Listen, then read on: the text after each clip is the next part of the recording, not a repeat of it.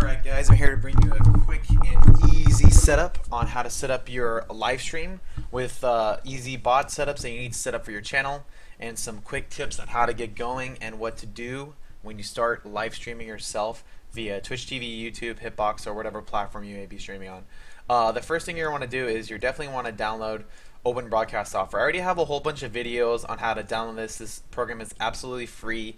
You don't have to purchase the pay software, XSplit. This software does everything for you. It's really easy to use. You have your scenes here. You set up your scenes, and you have your sources. Sources would be like a game you're playing, your webcam, different donations if you are required to do that. So right now I'm just capturing my second monitor here. It's really easy to do. You click on Add Scene. You'll name the scene. It goes black. It will go black.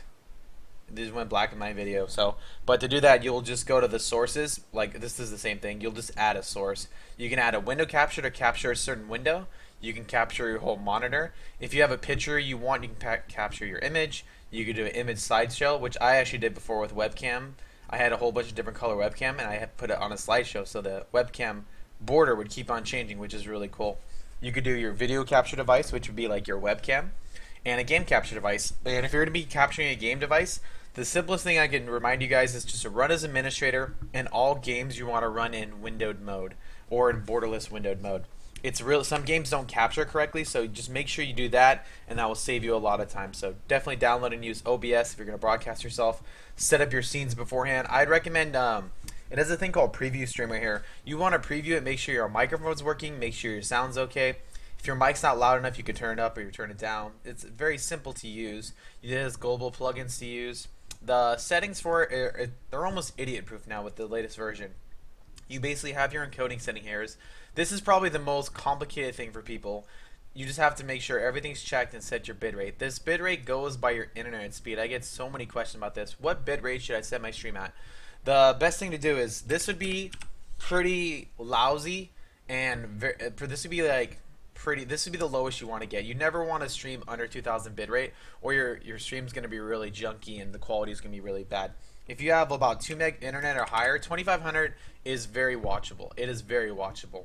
I actually stream at 2800, which is at 720p. It's fine. It's great. If you have better internet, you can try 3000. To be honest, in my opinion, you really don't need more than 3000 bitrate, because not everyone has the fastest connection, and unless you're streaming in 1080p, you're not going to need much more than that. So I would range from 2000 to 4000 at the max, just depending on your upload speed. But if you're noticing you're buffering or it's choppy, play with the bitrate a little bit. Same with the broadcaster settings.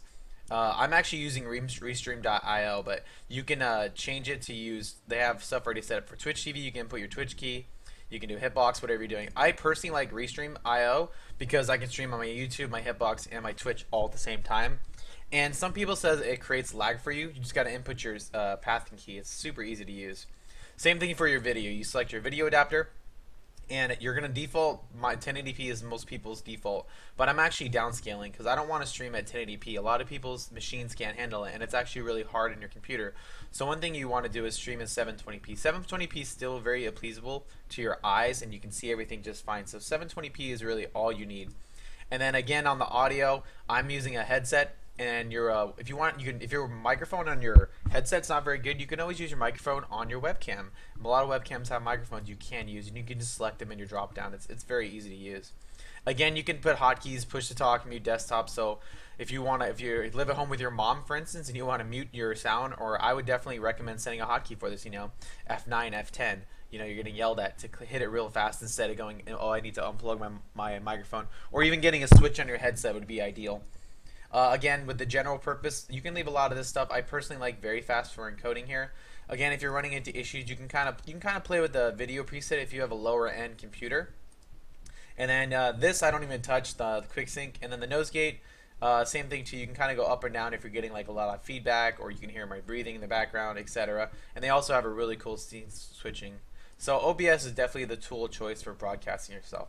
But if you're broadcasting yourself on Twitch TV, I'd highly recommend getting some mods. You definitely want to get a Modbot. Modbot is a very simple. I made videos on in the past. I already have it installed, so probably won't connect to my Twitch. It's already set up. It's absolutely free to use, and you can block links. Same thing with Nightbot. You click on your Nightbot. It'll ask you, do you want to authorize your Twitch channel? You authorize it. and then it will say, "Oh, I'm in," and you can set everything up. It's soup. They're both very easy to use programs. I don't know why there's yeah, there we go. So I have this is the control, but you don't have to actually download anything with these bots. You just have to make sure they're connected to your channel, and then that they're an admin user.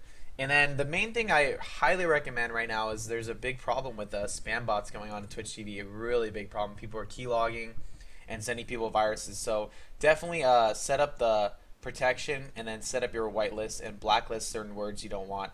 I would personally right now blacklist all URLs from everyone. Like people are not allowed to post URLs. Period.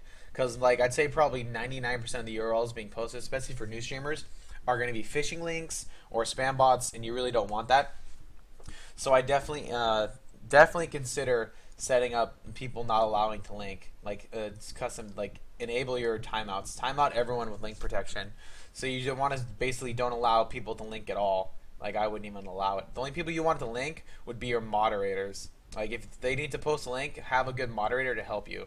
That's probably your best bet. And you have custom commands. You can set like your. I've done videos in this before. Super easy. I like Nightbot and Moobot. I think they're both awesome bots. They really are. So already have spam filters set up. You can turn them on or off. It's really easy. Ban words, turn them on.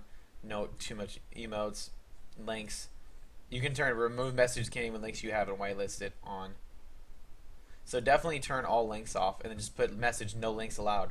I really would highly recommend if you're a new streamer just to not allow people to link unless you can always allow them. You just type like it's if you turn off links and even if you don't have a moderator, you just do allow and then you type their username and then they can link stuff. Because most people coming to your channel, especially if you're a new streamer, are going to be spam bots. No offense, Twitch is so overrun with spam bots right now. They're really not doing much about it. So you want to make sure you have a good tool like this to get rid of it. And then again, if you want like a loyalty bot, you want people to stay around, you want to do the currency, I'm recommending ANKH bot R2. He's been really doing his due diligence and updating his version. He's been on top of it. He has documentation. I have a video on how to set this up. I'll post the videos on how to set up my Nightbot and Moobot below. I'm just kind of giving a quick overview. But again, if you want to stream on multiple platforms, I would recommend Restream.io. You can stream on your Twitch, your YouTube, your Hitbox. You can stream on all these platforms all at the same time if you want to get yourself more exposure. So if you're live streaming yourself, OBS, get the two of the best chat bots for your Twitch channel, and then get a nice payout bot for your Twitch channel. Twitch has definitely more tools than other places. Like even Hitbox, they have only one of these bots, and it's nowhere near as good as Moobot or Nightbot.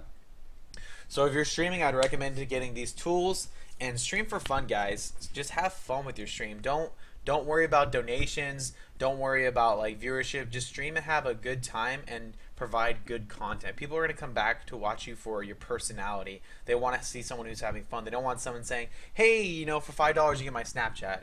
Come on, this is about having fun and enjoying the stream.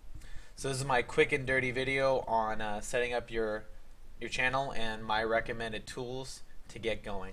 Thank you so much. You guys have a nice day. I'll see you guys next time.